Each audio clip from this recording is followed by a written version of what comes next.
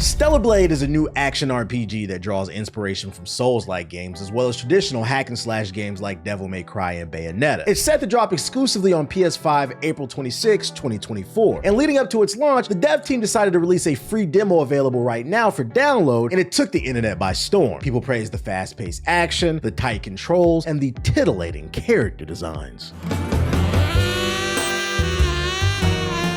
And in the midst of all of Stellar Blade's success, it found itself in a heap of drama. A writer over at IGN France recently published an article condemning certain titillating aspects of Stellar Blade. Specifically, this quote from the article went viral. "It's not new, and other games have chosen to highlight the strengths of their female characters, but where Bayonetta stands out with an iconic character design, or 2B from Nier Automata inspires an entire generation of cosplayers, E from Stellar Blade is just bland. A doll sexualized by someone who's never seen a woman." The plot twist here is that this game's character Eve is actually modeled after a real woman. Matter of fact, she's based off a popular model in South Korea. And when the internet pushed back against this article, the writer went on this whole Twitter rant about how Stellar Blade is killing women, and it just got really weird. IGN caught a lot of flack from social media, so they ended up backpedaling. They actually released a statement condemning the words of IGN France's writer, and essentially threw that writer on the bus, saying IGN France is something completely different from IGN, and they had nothing to do with that original article. Now, would have IGN condemned their French division if the internet loved that original article?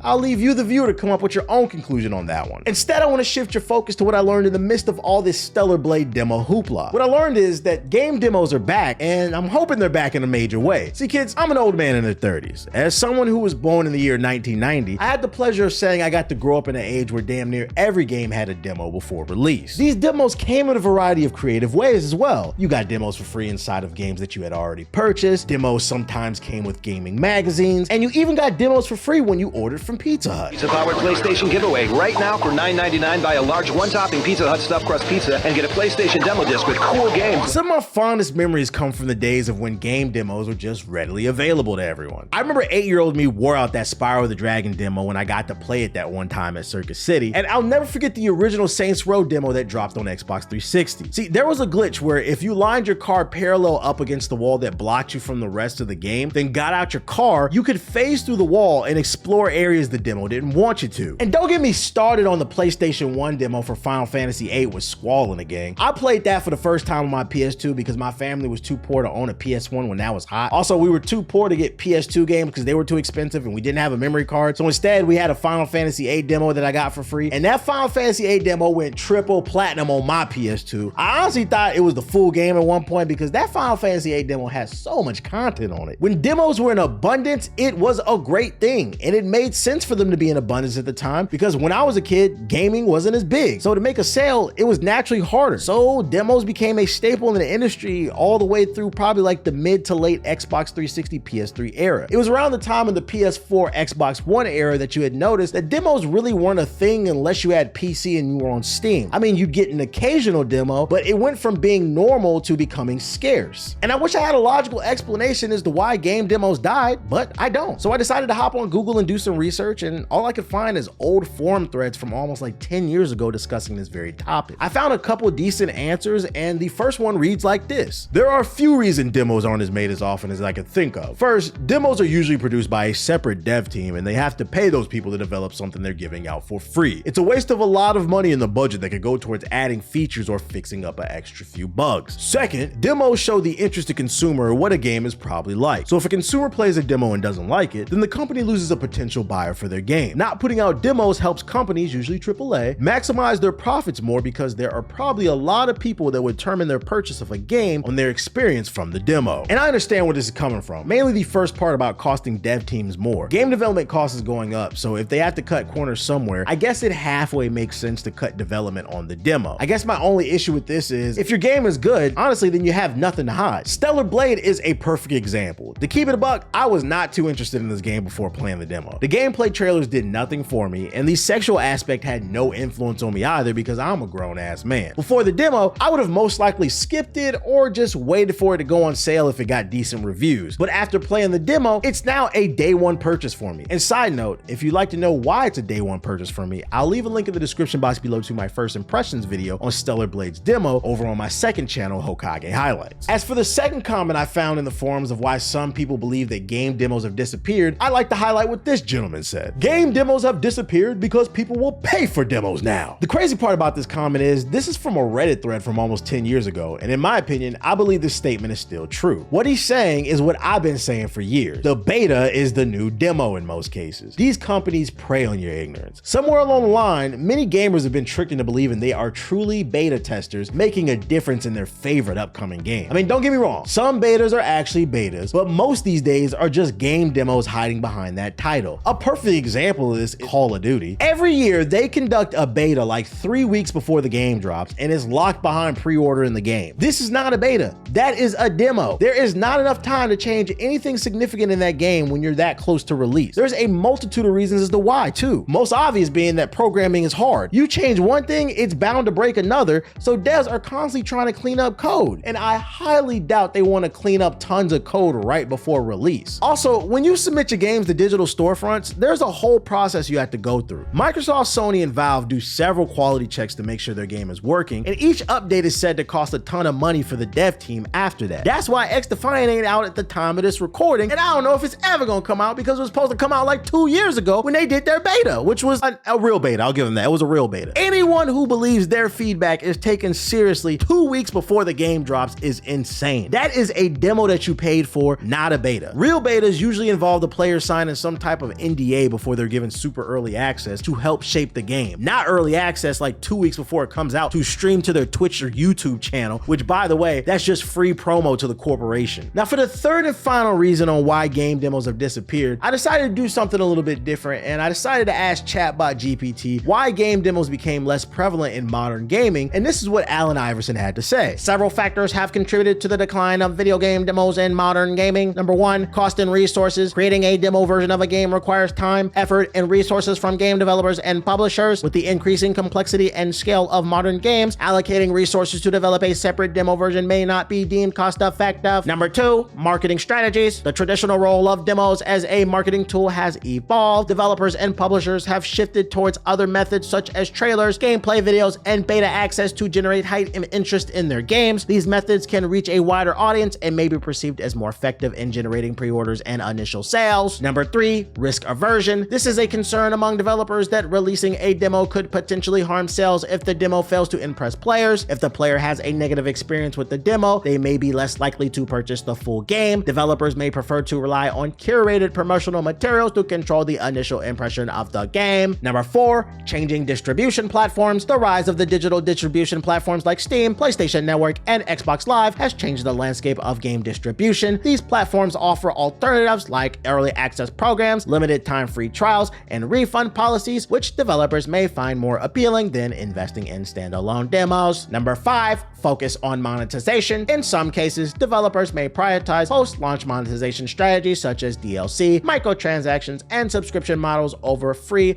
demos. These monetization methods allow developers to generate additional revenue from players who have already purchased the full game. Overall, while free video game demos were once a common practice, the combination of shifting market strategies, resource allocation considerations, and changes in distribution platforms has led to their decline in modern gaming. Thanks, Chatbot GPT. Because of you and some of the things that I found online, we now have an idea of why the game demo declined in popularity. That's cool, but I'm here to sort of be a public defender for the everyday gamer to state a case to studios as to why the game demo needs to come back full send. Demos need to return in full effect, almost on the opposite end of the spectrum as to why they were a thing in the first place. Now remember, when I was a kid, gaming wasn't as big. It was still viewed as a thing for kids only, and you didn't have mega blockbuster games generating billions like Grand Theft Auto 5. So because the pool was smaller, you really had to make a pitch to the everyday gamer to get that sale. These days, the pool, aka the consumer, are massive because gaming has gone mainstream thanks to being less stigmatized, a lower barrier to entry with free-to-play games, and even content creators spreading the good gospel of gaming. But one of the downsides of gaming going mainstream is what's referred to as choice paralysis. Now, for those of you unaware, according to Urban Dictionary, option paralysis is the tendency when given unlimited choices to make none. Now, what's that got to do with the conversation? These days, new games are dropping almost daily, especially since indie developers have arrived on the scene. Game development has become democratized, so the consumer has no shortage of choices between Sony, Microsoft, and Valve's platform. The thing is that players don't have unlimited money, especially in this economy, so it's impossible for everyone to win. It's just kind of how capitalism works, guys. So do you know what happens when the average consumer consumers presented with an abundance of choice but they have limited funds, they tend to either buy nothing or they stick to what they're comfortable with, such as annual releases like Call of Duty, Madden, and FIFA. Matter of fact, a study was published that backs up what I'm talking about. It stated that 60% of gamers don't spend most of their free time on new games, but instead they play on average 6-year-old games that are free to play, such as Fortnite and Roblox. So someone might be interested in your game, but they don't want to risk their $70 without knowing if it's good or not. This is where demos can help. I said it myself. I would have not dropped the money on Stellar Blade if I didn't get a chance to play a demo beforehand and the game wasn't fire. If your demo is fun, then you have nothing to worry about. It's only gonna boost sales. And I'm not the only one who feels this way. I know several demos have been released in the past few years that have helped sell games, but I couldn't remember them all off the top of my head. So I took to Twitter to ask you what demos sold you on a game, and people said the Resident Evil remake, Final Fantasy 16, Sandland, Unicorn Overlord, Octopath Traveler, Street Fighter 6, Lies of P, Star Ocean the Second R, Tales of Kinzara, Final Fantasy 7 Rebirth, Tekken 8, Another Crab's Treasure, Prince of Persia, Dragon's Dogma 2, Sea of Stars, Monster Hunter Stories 2, Grand Blue Fantasy Relink, and someone said they were gonna get the deluxe edition of Stellar Blade, which this whole video kinda is about. So dear game developers, every game needs a demo. Y'all out here making record profits with these microtransactions and subscription models, so I don't wanna hear nothing about y'all lack of resources because y'all gotten very good at extracting ours. If you have nothing to hide, then give up a free sample, baby. You got that blue magic, right? Prove it.